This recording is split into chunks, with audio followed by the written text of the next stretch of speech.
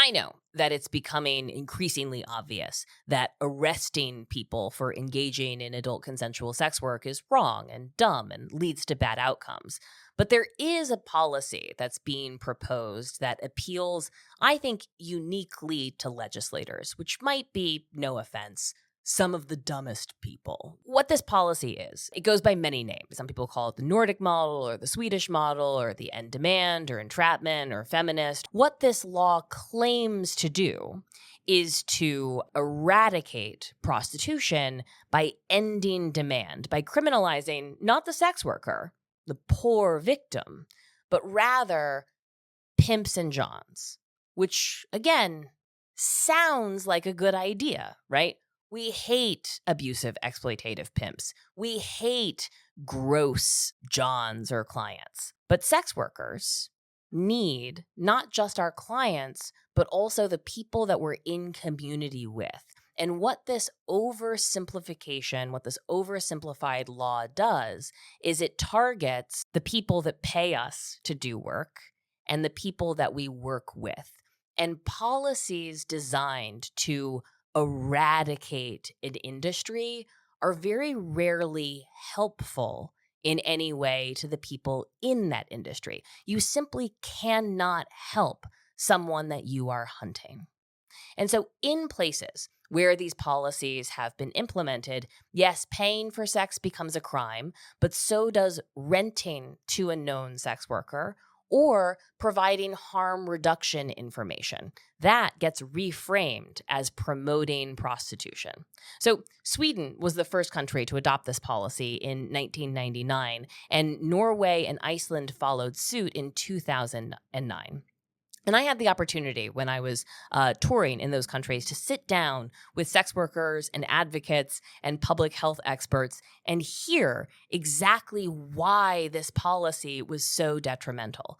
Because when you criminalize clients, you undermine the strategies that we all use to keep ourselves safe. Now, I worked as a criminalized sex worker in the US, and my standard operating procedure, which I learned from other sex workers in the community, was when somebody was trying to book an appointment with me, I needed their real name, where they worked, and 2 industry references. And before I crossed the threshold, right, either stepping into a hotel room or a home or let them cross the threshold, I asked to see their ID.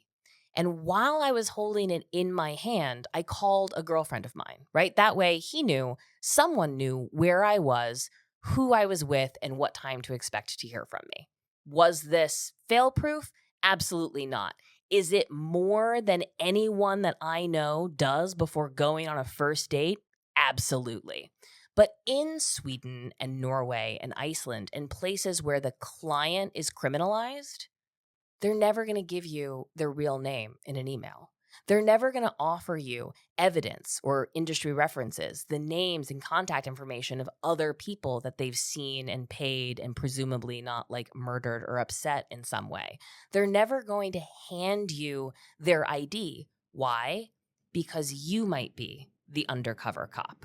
So it's absolutely impossible to do any kind of screening in places that have implemented these models. And that really undermines the safety strategies that sex workers have been using literally all over the world for literally hundreds of years. Another thing that's true about this dynamic is that sex work, fundamentally, right, whether you're doing it by force, fraud, or coercion, is a sales job. You have to sell more than the buyer needs to buy. That's as true of hamburgers and furniture as it is of sex work. And so when the seller is put in the position of having to twist themselves into knots to convince a potential buyer to feel safe enough to take the legal risk because they're the only ones facing arrest, it creates a dynamic that really shifts power. And what this looks like is people doing more for less. People putting themselves in riskier situations, right? They're more likely to engage in unprotected sex. They're more likely to go out of their way to appease a nervous client. And it makes it really difficult for us to tell the difference between somebody who's nervous and somebody who's dangerous. And that's only talking about the sex worker client relationship.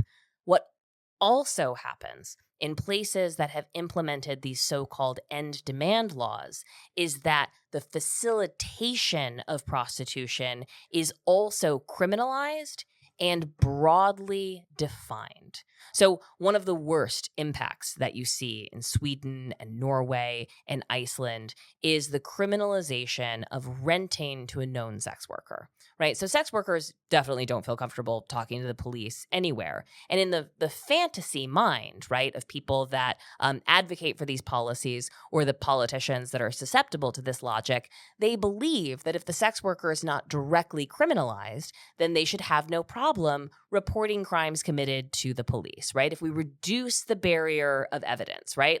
You don't have to prove that he raped you. All you have to do is prove that he tried to pay you for sex, and that in and of itself is a crime. This theoretically should make it easier for us to get predators. But that's not how it plays out. Because renting to a known sex worker becomes a crime. This makes it harder for sex workers to rent hotel rooms, but it also makes it harder for them to find stable housing. Because a sex worker is faced with two options. One, hide their work aggressively from their landlord and not to work out of their home where they're the most comfortable and they can guarantee that there isn't a camera and they might have relationships with their neighbors and other things that make them feel safer. Or work with a landlord that's willing to take the legal risk. And that is a recipe for exploitation, because landlords that are taking a legal risk are going to want you to pay more or do more to justify the risk that they're taking.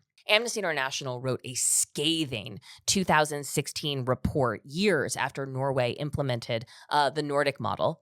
Which is one of the reasons how it got its name, because they were aggressively, they actually called it Operation Homeless, but they were aggressively targeting mostly Nigerian sex workers, because most policing in most places is pretty racist, targeting Nigerian sex workers, and again, not arresting them, but having them evicted from their apartments within 24 hours in an effort to drive them out of the country. And again, you don't have to take my word for it, right? I'm a comedian who has done sex work, who has become an advocate, but you can read what the World Health Organization and Amnesty International and Human Rights Watch and the Freedom Network, right, which is the largest provider of services to trafficking victims in the US, about why they support the decriminalization of sex work. It's not because they're beholden to the sex industry. It's because it's the only policy that reduces violence.